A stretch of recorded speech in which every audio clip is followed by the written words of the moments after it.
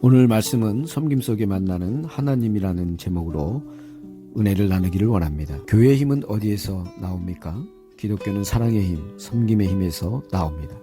그 힘은 사랑으로 남을 섬기는 종애도에서 비롯됩니다. 세상을 구원하는 것도, 하나님의 선교를 위해 세상의 신뢰를 얻는 것도, 교회를 건강하게 세우는 것도, 그리스도인의 영성을 새롭게 하는 것도, 이 모든 것은 십자가의 사랑으로 세상을 섬기는 영성의 힘에서 나오는 것입니다. 그러므로 교회가 섬김을 잃어버리면 타락하게 되고 심판과 징계를 받습니다. 예수님께서 말씀하셨습니다. 인자가 온 것은 섬김을 받으려 함이 아니라 도리어 섬기려 하고 자기 목숨을 많은 사람의 대속물로 주려 함이니라 말씀하고 있습니다. 오늘 본문 말씀은 예수님께서 예루살렘에 올라가시면서 십자가 고난의 사역을 생각하고 제자들에게 섬김의 종이 되라고 가르치시고 당부하시는 말씀입니다. 그런데 제자 중 야고보와 요한은 주께서 주의 영광 중에 왕으로 오르실 때 우리를 하나는 주의 우편에 하나는 좌편에 앉게 하여 주소서 요청합니다. 이것을 지켜보던 다른 제자들은 야고보와 요한에 대하여 화를 내며 시기와 질투를 냅니다.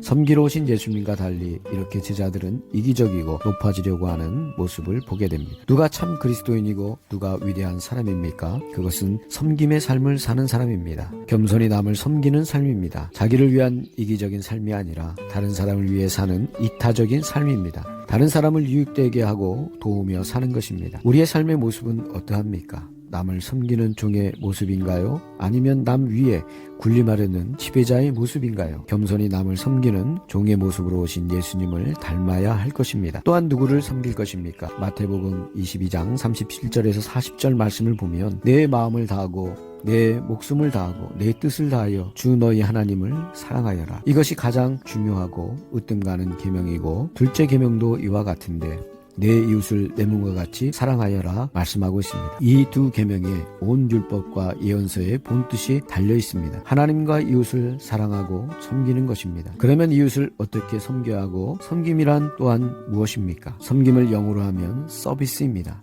오늘 말씀은 서비스 이니셜을 가지고 섬김의 7가지 방법을 말씀드리겠습니다. 먼저 스마일입니다. 웃음, 미소, 친절이지요. 남을 섬길 때 웃으면서 섬겨야 합니다. 남에게 웃음을 주는 것도 남을 섬기는 것입니다. 기쁨으로 섬겨야 합니다. 친절한 마음으로 섬겨야 합니다. 두 번째로는 엔터입니다. 들어가다, 참여하다이지요. 섬김은 생각에 그치는 것이 아니라 다른 사람의 유익을 위하여 참여하는 것입니다. 세상 속으로 들어가 어려운 이웃의 삶에 참여하고 동참하는 것입니다. 세상 사람들이 교회에 요구하는 것이 무엇인지 알려고 소통하고 공감하는 능력을 가져야 합니다. 세 번째로는 리스펙트입니다. 존중하는 것이지요. 섬김은 다른 사람을 존중하는 것입니다. 상대방의 인격을 존중해 주는 것입니다. 겸손한 삶의 태도를 가지고 남을 인정하고 높여주는 것입니다. 네 번째로는 volunteer, 자발적인 봉사정신이지요. 섬김이란 자발적인 것입니다. 억지로가 아니라 자발적인 봉사정신입니다. 그러므로 섬김이란 봉사하는 삶입니다. 봉사하는 삶 속에 참된 기쁨이 있습니다. 봉사는 우리의 삶의 진정한 가치가 무엇인지를 가르쳐줍니다. 섬김과 나눔의 봉사 속에 축복이 있습니다. 풍성한 삶이 있습니다. 위대한 생애가 있습니다. 다섯 번째로는 interest, 관심을 가져주는 것입니다. 상대방의 관심사가 무엇인지를 아는 것입니다.